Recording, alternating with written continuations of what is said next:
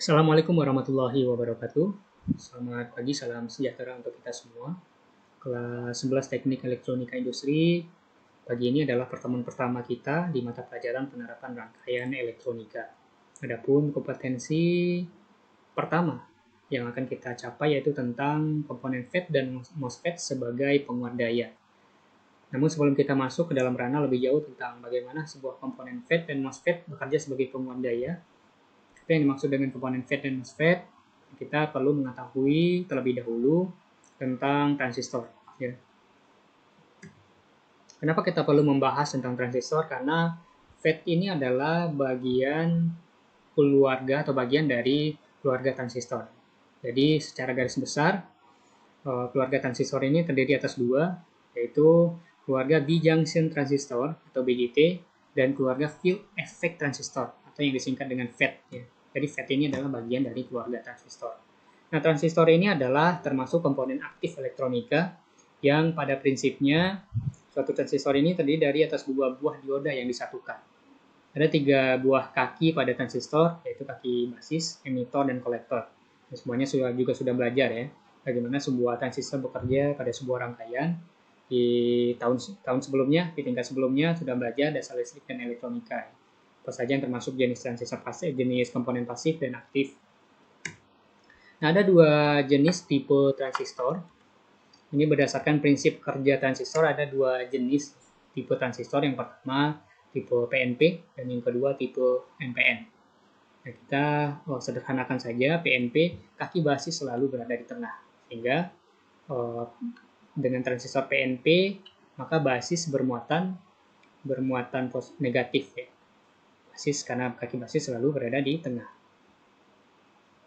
Nah, pada transistor jenis PNP ini arus listrik akan mengalir dari emitor menuju kolektor saat basis diberi arus negatif ya. Jadi saat basis ini diberi arus negatif, maka arus listrik akan mengalir dari emitor menuju ke kolektor. Makanya lambang dari transistor PNP dilambangkan seperti ini dengan kaki emitor ada tanda panah yang menuju ke dalam. Kemudian kebalikannya itu transistor NPN, berarti kaki basis dicatu dengan tegangan positif. Ya. Kaki basis dicatu dengan tegangan positif, sehingga arus listrik itu mengalir dari kaki kolektor menuju ke emitor. Ya. Dari kaki kolektor menuju ke emitor, sehingga disimbolkan seperti ini ya, dengan tanda panah menuju ke keluar. Oke, jadi perbedaan mendasar transistor PNP dan NPN ini, pada transistor PNP, pertama kita lihat kaki kolektor selalu terhubung dengan tegangan negatif. Ya. Kaki kolektor selalu terhubung dengan tegangan negatif. Kemudian kaki emitor mengeluarkan arus negatif. Dan kaki basis dikontrol dengan menggunakan tegangan negatif ya. Ini kontrol dengan menggunakan tegangan negatif. Kemudian arus listrik mengalir dari emitor menuju kolektor. Kemudian kaki basis dikontrol menggunakan tegangan negatif. Nah, bagaimana dengan transistor jenis NPN? Ini adalah kebalikan dari cara kerja transistor PNP. Ya. Oke, kita lanjutkan. Nah, cara mudah menentukan kaki-kaki pada transistor ini ada beberapa cara, sebenarnya dengan cara manual, dan yang kedua dengan menggunakan alat ukur. Dengan menggunakan, sebenarnya kita dapat dengan mudah menentukan kaki transistor hanya dengan melihat kemanakah kaki-kakinya terhubung atau dengan melihat datasheet-nya. Nah, jadi dengan melihat datasheet-nya kita juga dapat mengetahui dengan mudah kaki-kaki sebuah transistor ya. Mana yang kaki emitor, mana yang kaki basis, mana yang kaki kolektor ya, dengan menggunakan datasheet. Dan datasheet ini bisa kita search di Google ya, caranya dengan mengetahui tipe dari transistor yang akan kita tentukan kaki-kaki komponennya. Atau dengan cara manual kita bisa lakukan seperti ini pada transistor PNP.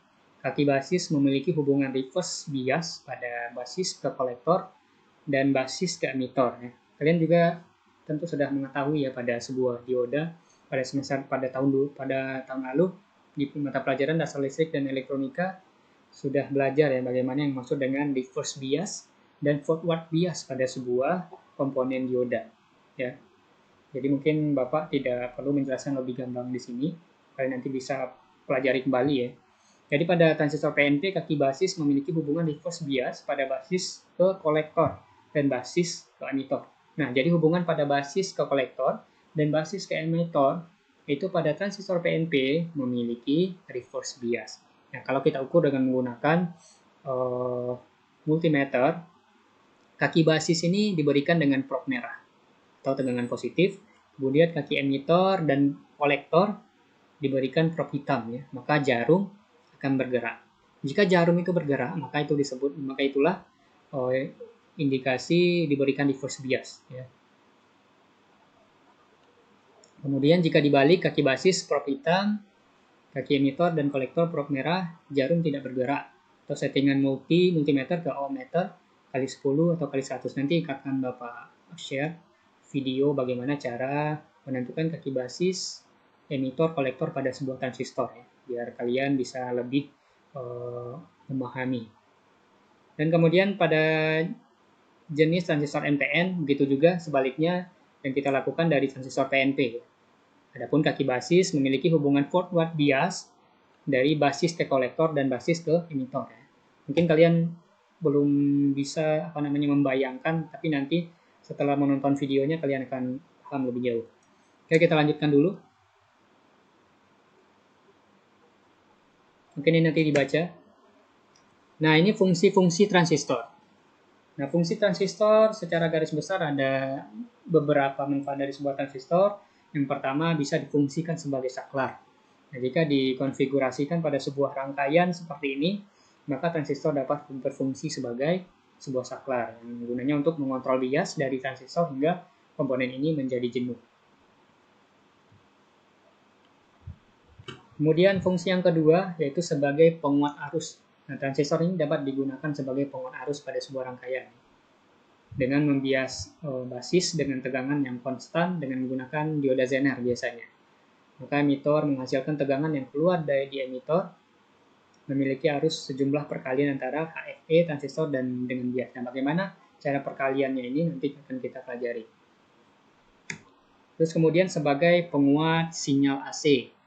Ya, jadi jika dikonfigurasikan sebuah transistor ke dalam sebuah rangkaian seperti ini, maka dapat berfungsi sebagai penguat sinyal AC.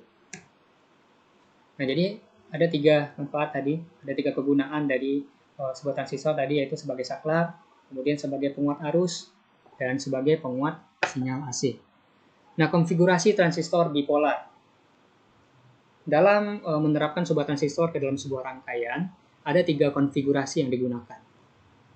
Jadi ketiga konfigurasi ini, yang pertama ada common base, terus kemudian ada common collector, yang ketiga ada common emitter. Apa perbedaan dari ketiga konfigurasi ini?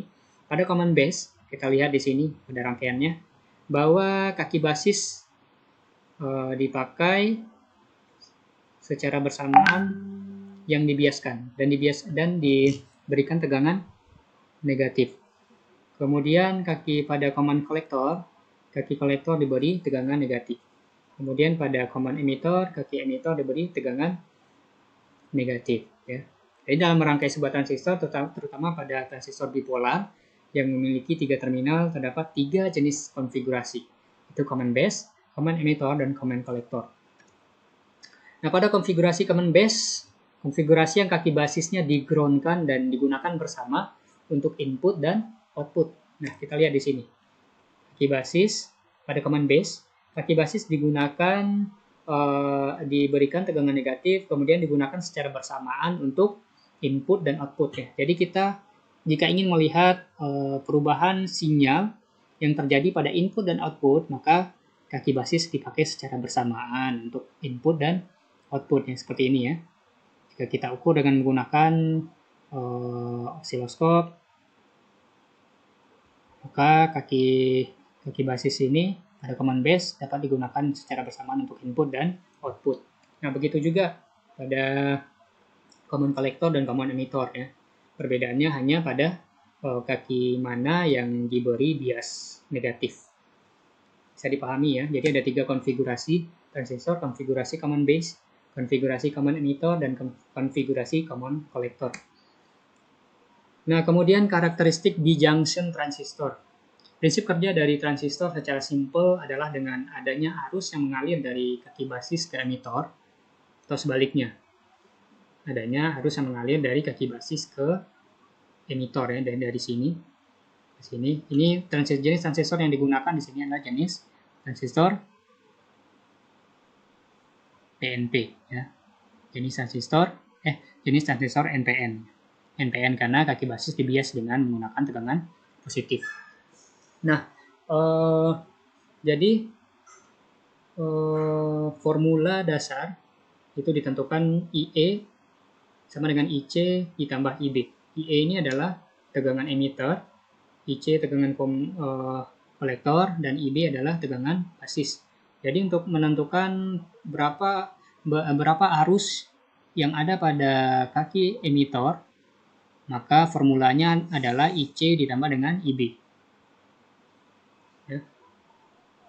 Jadi arus yang mengalir pada kaki emitor ini sama dengan arus yang mengalir pada IB dijumlahkan dengan arus yang mengalir pada IC. Ya.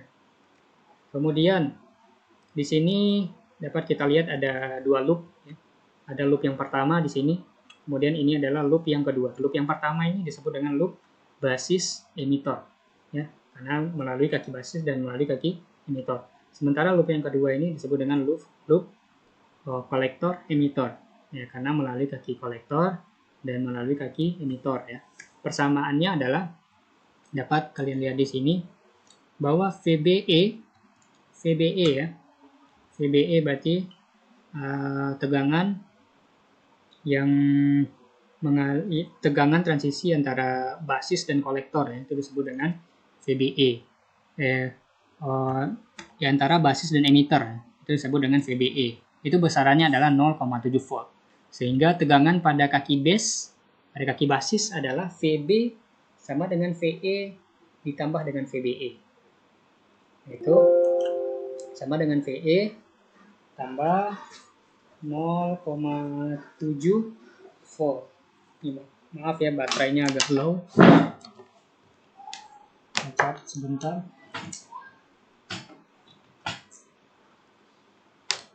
Jadi nanti kalian baca lagi ya persamaan-persamaan ini. VB jadi menentukan besaran tegangan basis adalah VE sama dengan VBE dengan hukum tegangan Kirchhoff adalah min VBB tambah IB dikali RB tambah VBE sama dengan 0. Jadi sebagai contoh misalnya kita ingin menentukan tegangan yang mengalir pada kaki basis. Misalnya tegangan emitornya sudah diketahui 6 volt. Maka berapakah tegangan yang mengalir pada kaki basis? Kita cukup menjumlahkan tegangan emitor ditambah dengan tegangan VBE. VBE ini tegangan yang sudah ditentukan yaitu 0,7 volt. Jadi tadi besar VBE adalah 6 ditambah dengan 0,7 sama dengan 6,7 volt. Ya. Nanti bisa dibaca lagi dengan menggunakan formula ini, kalian bisa nanti mengetahui besaran arus yang mengalir pada kaki emitor, kolektor, dan basis. Kemudian juga bisa mengetahui tegangannya. Nah, kemudian pada loop kolektor emitor, formulanya adalah VCC sama dengan VE ditambah VC ditambah VCE. Jadi VCE dalam keadaan saturasi, junction, nilainya selalu 0. Ini sudah ketetapan ya. Jika nanti pada suatu soal diketahui bahwa sebuah transistor dengan kaki berada pada keadaan saturasi, maka VCE-nya sama dengan 0. Ya. VCC ini adalah tegangan sumber, ya. Sama dengan di sini tadi VBB. VBB adalah tegangan sumber. Jadi ini ketetapannya ya, ketetapan rumus pada loop basis emitter itu VBB tambah VB ditambah VBE ya. Kemudian juga begitu di loop kolektor, VCC sama dengan VE tambah VC tambah VCE. Ini nanti bisa dikembangkan lagi ya, yang dibaca-baca lagi. Dan yang sudah menjadi ketetapan seperti ini, VCE pada keadaan saturasi, nilainya adalah 0, terus kemudian nilai VBE ini sudah ketetapannya 0,7. Jangan dibikin ribet lagi. Mungkin untuk pertemuan pertama, pembahasan kita cukup sampai di sini dulu. kalian baca lagi materinya, nanti mungkin akan Bapak share materinya di Classroom, dan untuk soal, untuk pemahaman kalian lebih lanjut nanti akan uh, Bapak bagikan juga di Classroom. Mungkin sampai di sini untuk materi hari ini, silakan nanti dibaca sampai selesai ya, biar kalian lebih paham ya, tentang, atau kalau bisa kalian juga kerjakan nih soal-soal yang ada di sini, tapi tidak wajib dikumpul ya, sebagai pemahaman kalian saja lebih jauh. Mungkin ini saja, terima kasih atas perhatiannya. Assalamualaikum warahmatullahi wabarakatuh.